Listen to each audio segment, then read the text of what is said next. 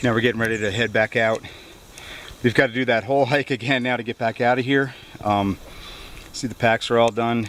I didn't shoot much video here in camp. You've seen it all before. It's pretty much the same thing. And now we've got a beautiful hike through some really beautiful territory.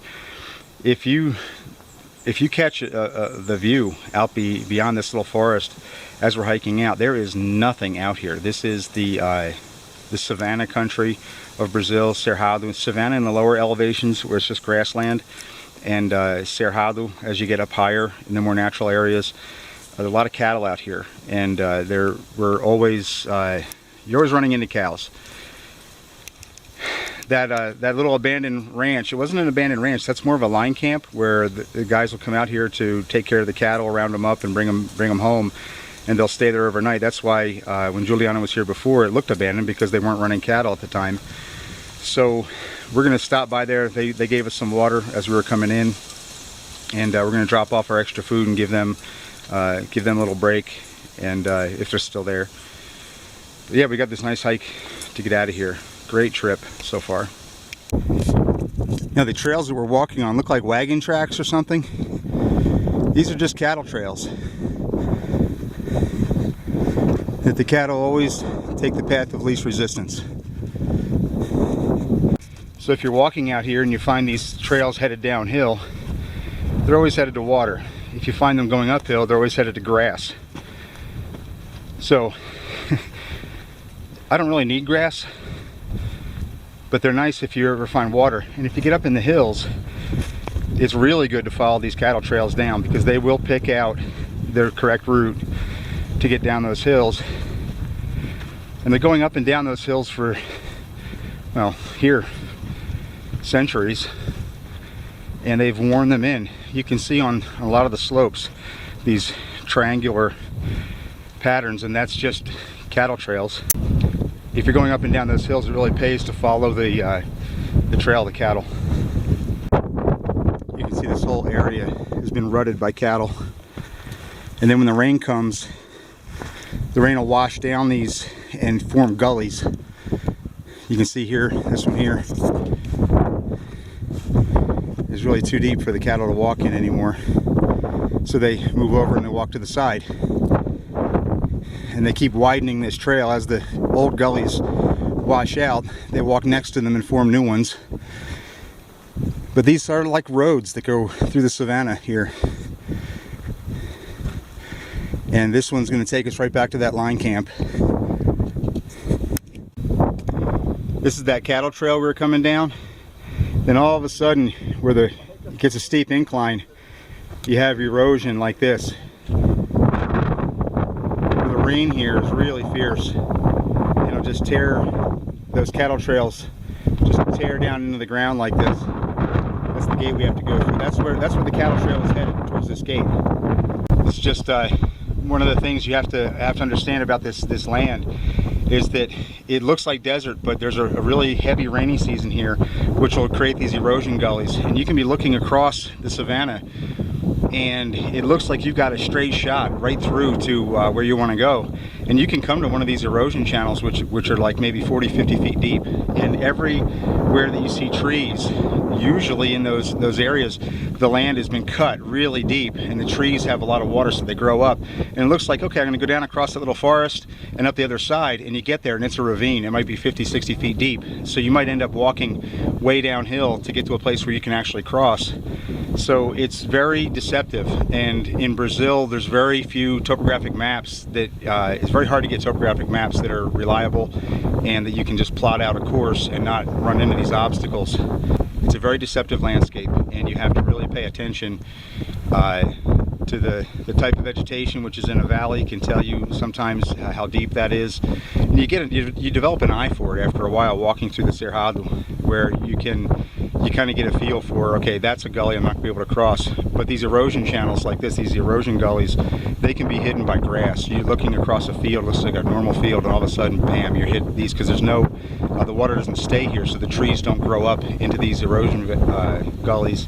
So you really have no idea when you're going to find one or not.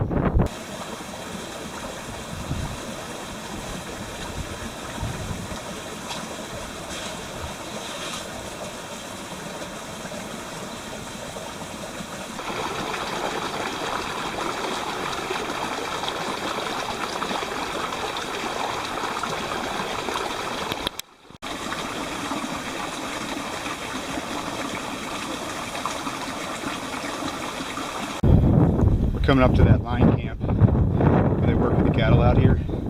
This guy has a whole pack of dogs. If he's still here, we're gonna get barked at here in a minute.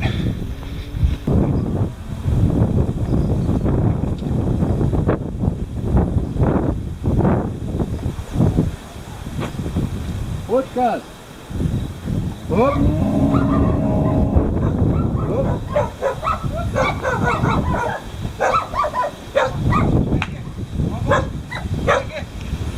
Meu amigo, queria deixar os mantimentos com vocês aí, rapaz, porque a gente estava acampando ali, sobrou alguma coisa, queria deixar com vocês, pode ser? Pode ser, mano.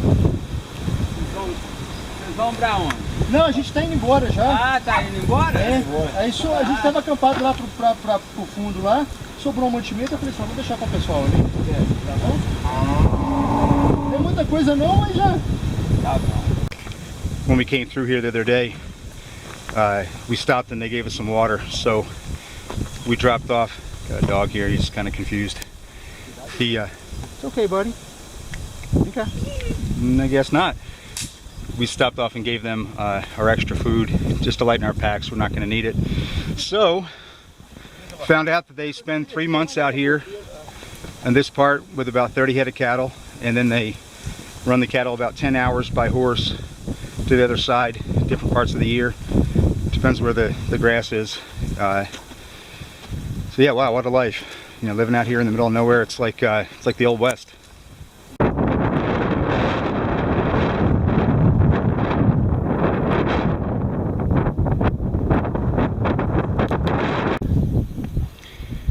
Now that we're coming on our way back, we're coming down this slope. I can see that we came down back here in the mountains. We came down that rocky slope. But if you look over here, we can see this trail coming up the side. So we're gonna cut down through this forest, across the valley, farther down than we came in, and we pick up this trail. We can see this white traces going up there. It's a much easier slope. So we missed that on the way in. We just came up and didn't follow the right trail down. We just kind of shot over the slope and came through way farther up the valley than what we're doing now. So it's a lot easier. But wow, what a beautiful country. This is Brazilian cattle country for sure. There's just nothing out here, and it gives you that feeling that you are really in the middle of nowhere, and I love that feeling. Just to be completely away from anything civilized. Back in the day, there used to be mountain lions out here. There aren't any, you don't hear about any out here now, this part of the state. There are in other parts of the state, but yeah, this used to be a place that they used to have to hunt mountain lions just so they could graze cattle. And in the lowlands here, there were still jaguars, but that's all gone now.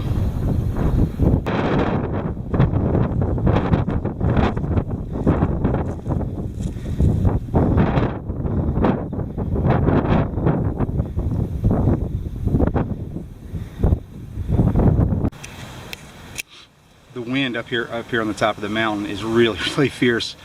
But right now I'm in this little calm area. See, I've got this rock behind me. And all over the place up here you can find sheltered, little tiny sheltered spots where the wind is blocked or the rain is blocked. And when I would camp up here in the mountains, this is the kind of place I would look for. And you have to be careful because snakes and animals and things also look for the same kind of places. But right now I'm in this area where I can speak in a normal voice and I don't have the wind hitting the camera, and it's just I'm totally protected from the wind. Now if I stand up and go up this hill a little bit, you'll see how fierce the wind is here. I mean, I was worried about my hat getting blown off the top of this mountain a minute ago. Just to let you know where we're going, we are hiking to the end. You see a lake down there. We're hiking all the way up the end of this valley here, and this is that hard climb that we came up. Right now we have to do that hard climb that we came up that first day. That was brutal coming up here. We found a nice trail to come up the backside of this mountain, which is much nicer than the one we took to get down it. So it's a lot easier. I'm not nearly as tired now at this point at the hike as I was. Well, coming up this thing was hard, and then we've got to go down it. But I've heard a lot of people say that they have a harder time going down hills than up. I've never had that. I've always been able to hike down much more easy than going up. 51 years old and I've got good knees, right? That's something to thank God about. So this is the end of our trip. We got another couple, about a mile and a half, 2 miles maybe to hike to get to the end of the lake, and then we have to somehow get a ride out of here.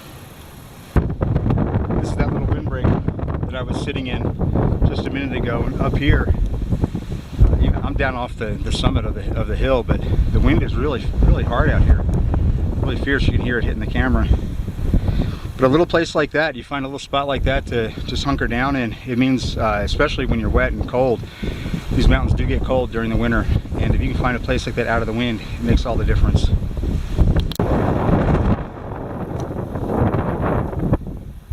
Just as I get the camera out, the wind dies. Totally.